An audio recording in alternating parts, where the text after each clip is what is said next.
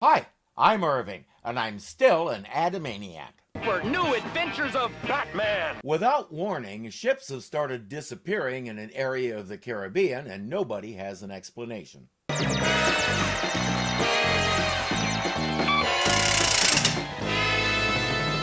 My wife's cat has a toy that looks and moves like that thing, but I'm pretty sure it doesn't have one of those inside it.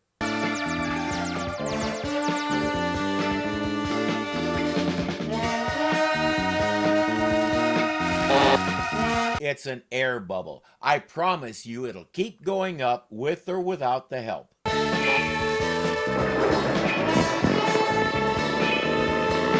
I've been 100 feet underwater and watched my bubbles go up and expand as they get closer to the surface. Never saw one do that. Every time I tried, the little pointy things all over the ship popped the bubble. The shark will grab the tide end of that balloon and drag it back down to the ocean floor where it'll stay there.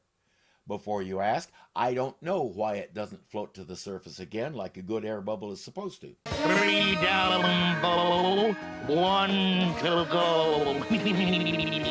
That's our villain, appropriately enough named Professor Bubbles. He breathes air just like the rest of us, but for some reason he always talks like he's got a mouthful of margarita or something. I can pretty well guarantee it'll get annoying very quickly. The trained shark returns to its mechanical bug, and we're still wondering why this guy is collecting ships.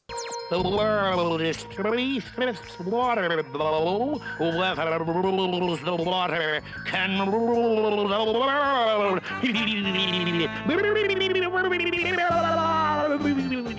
I think he's laughing, but he may be drowning. It's impossible to tell.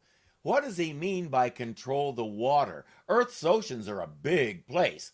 Even God didn't bother trying to control it all. He just put the laws of physics and weather in motion and said, have at it. I doubt the professor has any kind of machinery that could outdo God. Now I've made an improvement, Robin. This will change our radio frequency and allow us to cover the CB band. Why? Trust me, by 1977, the CB bands were nothing but clutter. Unless they're monitoring Channel 9, which was the designated emergency channel, they're going to hear a lot of smoky reports, recipe sharing, how do I fix this thing on my car, your haircut looks like crap, really useful stuff for a crime fighter. An alarm signals an intruder in the garage.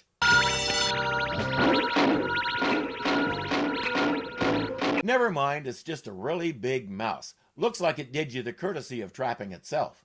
It's Batmite! So I was wrong. Let's teach him a little lesson about entering other people's space without asking.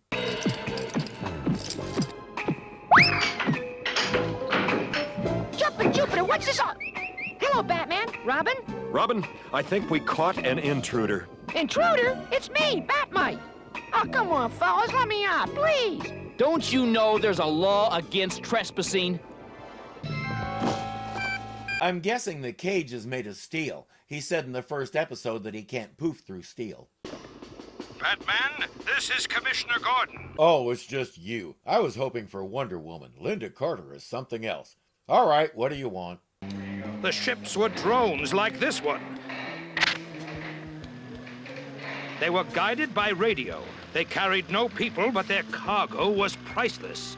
Each ship carried one part of this machine. It's a nuclear-powered double boiler. Imagine what this technology could do for the world's food supply. It's for the NATO forces. Its code name, Operation Sunspot. What does this machine do? It harnesses the energy from the sun. In the right hands, it will be a boon to mankind, but in the wrong, disaster. I know we use a lot of James Bondish music in this show, but do we really need to recycle the plots too? This is the Solex from The Man with the Golden Gun, combined with Blofeld's Satellite and Diamonds Are Forever. Stealing ships with a big capture device is straight out of The Spy Who Loved Me. The good news about all that is we aren't following any of those plots. We're mashing them together into something different. But if Batman comes up with a magnetic watch that unzips Batgirl's outfit, I may have to scream, "Rip off!" right before Robin screams, "Ew!" The ships disappeared in this area. the Bermuda Rectangle. No, I didn't realize Bermuda was an island in a river either. I think we all learned something today. The fourth ship just left England, so Batman and Robin need to head that way and make sure nothing happens to it. Gordon will have Barbara check records for anyone who has a history of selling secrets and that sort of thing. He didn't already have her do that because for some reason she wasn't around. He could only find Batgirl, and she doesn't know how to search criminal records, right? They have 6 hours to decide how they want to do this. Too bad for them, Bat-Mite overheard everything and is determined to come along. Batman says, "Oh, very well, come on, we need to get going." Just as soon as we answer the phone again. Maybe this time it's Wonder Woman. Yes, Commissioner. This is Barbara Gordon. Close enough. I have some information. I'll give it to you as soon as I change into Batgirl. I want to go along. Sorry, Barbara. We don't need another passenger. If my information is correct, you'll need all the help you can get. On second thought, maybe you should come along. Why does he do that? And we have now established one thing for sure. He does know that Barbara is Batgirl. Does she know his real identity? If he knows hers, she should know his. Fair is fair. But it's a fact that in every incarnation of him, whether comic, movie, TV, or otherwise, Batman tends to set himself up above everyone else and treat his fellow Bats more as underlings than as co-crime fighters. We're over the Bermuda Rectangle now. I'll call the Commissioner. Why aren't they using the Batboat? If he spots the crime in progress, where does he propose to set that thing down? Batman calling, Commissioner. This is Batman. Commissioner Gordon, this is Batman. I told him using the CB bands was a bad idea. Commissioner, Barbara came up with some interesting information. I've been looking for Barbara. Do you know where she is? Yeah, she's right behind me. Oops. I'm sure she'll be back soon. I think she went somewhere with millionaire Bruce Wayne. Professor Bubbles escaped from prison last month. He was chief scientist on Operation Sunspot until he was sent to jail for trying to steal the plans. He might be at the bottom of this. Oh, I see. That's a pun. Because he's at the bottom of the ocean, he might be at the bottom of this. Well, I thought it was funny. Look!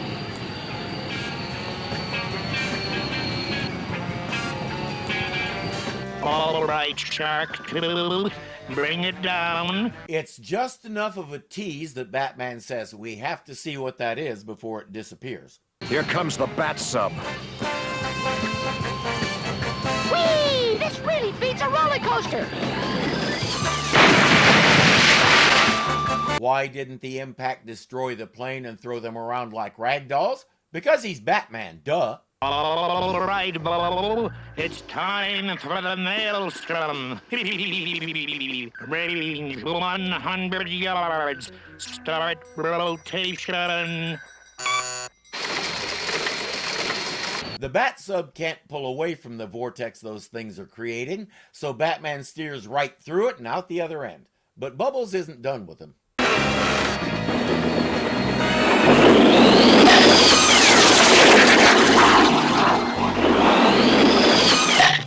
I discussed giant clams in an episode of the original Adamania, but it's worth repeating here. They do not look like that, and they do not get that big. Giant clams sit vertically like this. When they do open, they have a sort of veil that captures passing food. They don't chomp down on things and eat them, they're filter feeders. And while they do get pretty big, the largest one ever recorded was only 4 feet across, not even big enough to swallow that diver. I've never seen one in the wild, but hope springs eternal. And if I happen to see one that's big enough to gobble up a full-size jet plane, I may decide I need to dive somewhere else. Yeah, probably. Batgirl, come with me. What are they breathing? We're supposed to believe there's an air pocket inside that clam. Doesn't happen. I don't think this is a situation where I can say just go with it. This is over the top and down the other side. And it gets worse. And good ideas aren't to be sneezed at. Sneezed at. That's what I call a good idea. His nose must be up there. Clams don't have noses. What use would they have for one? And of course, we'll use Pepper from the emergency food kit to make him sneeze. Bat-Mite will take care of that.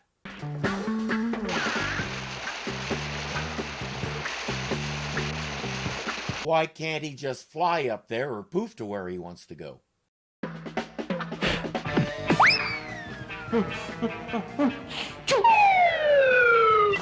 Hang on. Inside, quick!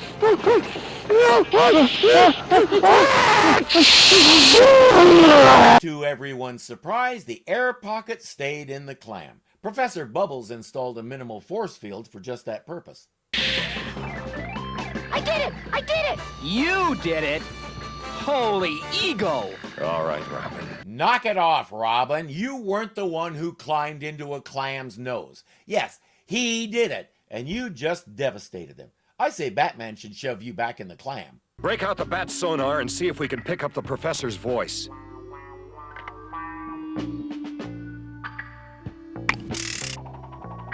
We will soon have the final part, Bo. Robin didn't realize that was how the professor talked, so he tried to clean up the signal. He turned it up too high, and the propeller on the antenna made the box take off right out of Batman's hand. But nobody had any time to ponder that because the device smashed through the canopy and the pressure crushed all of them. With Operation Sunspot, I will be ruler of the world. And then what? I've wanted to ask that question of every person who's ever talked about ruling the world. Let's say you conquer the world, or buy it, or whatever. Then what? What do you do with it? What's your purpose in being the ruler? What do you want the resulting world to look and act like? Have you even thought that far ahead? Why do you want to rule the world? If you can't come up with a good, thoroughly detailed plan for after you take over, maybe you need to find a different hobby. We must stop him. I'll get into my frog suit. If we could get word to the commissioner, he could notify the Navy. The professor will be monitoring the radio. He'll jam our signal if he knows it's us. But wait, maybe there is a way. That CB language of yours. I don't think he'd make head or tail of that. Robin's a CB'er. Another new thing we learned today. One 1975 song caused the whole CB radio craze. I know because I had the record, and within a month of buying it, I also had a CB radio of my own. The song, of course, is Convoy by C.W. McCall. I think there's approximately 112 versions of it on YouTube in case you've never heard it. Breaker, breaker with a big 1034. If you're familiar with police codes, that means there's a riot. In CB talk, it just means I've got trouble. Go, Breaker. Have you got your ears on? Well, shake the trees and rake the leaves. It's a 10-5 for Chief Smokey Bear Worthington. Hope this is wall to wall and treetop tall. 1033. And 1033 means it's an emergency. Professor Bubbles doesn't know any of that, and he sure doesn't know who Smokey Bear Worthington is. What do you think that's all about? Oh, somebody's playing around. Translation? It worked. He wrote it off as nonsense. But Robin's good buddies didn't. Commissioner, a CB operator just phoned and said he received an emergency call for Chief Smokey Bear Worthington. Smokey Bear means policeman, and only Batman and Robin know that my middle name is Worthington. Apparently the CB'er also knew because he called the right place. Batman is in his scuba gear, or his frog outfit as he called it. Scuba diving is as old as World War II. These divers, or frogmen as they were called, could sneak up under a ship, plant a bomb, and get away undetected. After the war, folks like Jacques Cousteau adapted scuba diving for exploration rather than destruction. He inspired a whole generation of divers, but his own generation couldn't get used to calling them scuba divers. To the greatest generation, they would always be frogmen. I say, what's the harm? Let them. Gordon says, call the Coast Guard and the Navy and have them get over to the Bermuda Rectangle full speed. Can you hear me all right? 10-4, old buddy. That's good, buddy, to you. You're the old one. Batman watches as the bubble comes out and the shark starts pushing it. The only way he can stop it is if he can tune his bat buzzer to the right frequency. Don't look at me. I just report him. I do not explain him.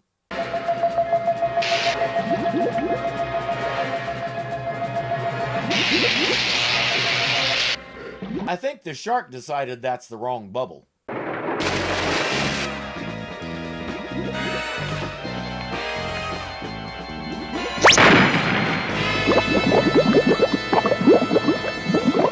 You haven't beaten me yet, Batman. He has another bubble. Do you have another pin in your inventory? Wait, this isn't a video game. You can use an item more than once. He may or may not have another bubble, but he does have some electric eels he can release. I'm being pursued by 2 electric eels. If I can find a transatlantic telephone cable, I may be able to patch into the subcarrier's frequency. What good will that do, Batman? The phone line is DC. The eels are AC. I may be able to change their polarity. If I went into all the things wrong with that, we'd be here all day.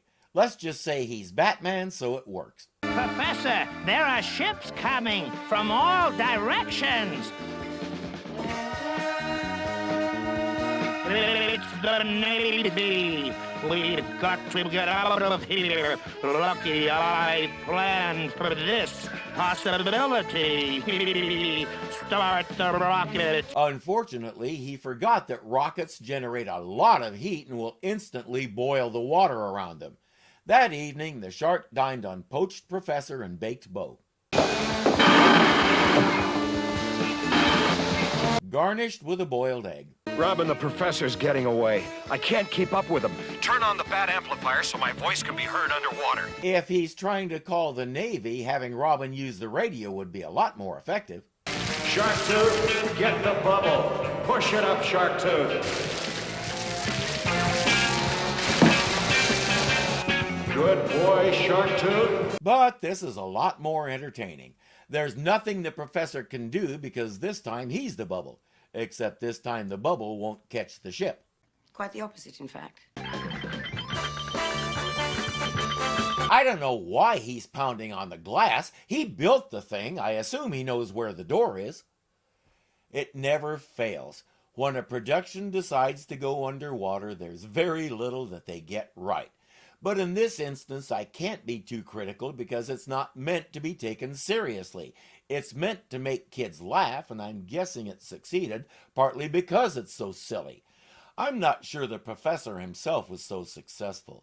I get the joke that a guy named Bubbles talks like he's always blowing bubbles, but in practice it didn't work. If there's a physiological reason why he talks like that, we don't know what it is. He's a little hard to understand, and because the voice actor had to make that sound, his speech is slow and awkward. Batmite, on the other hand, came out of this looking pretty good. Robin came out looking jealous. Batgirl was there. And we learned that her dad's full name is Smokey Bear Worthington Gordon. No wonder he goes by Commissioner.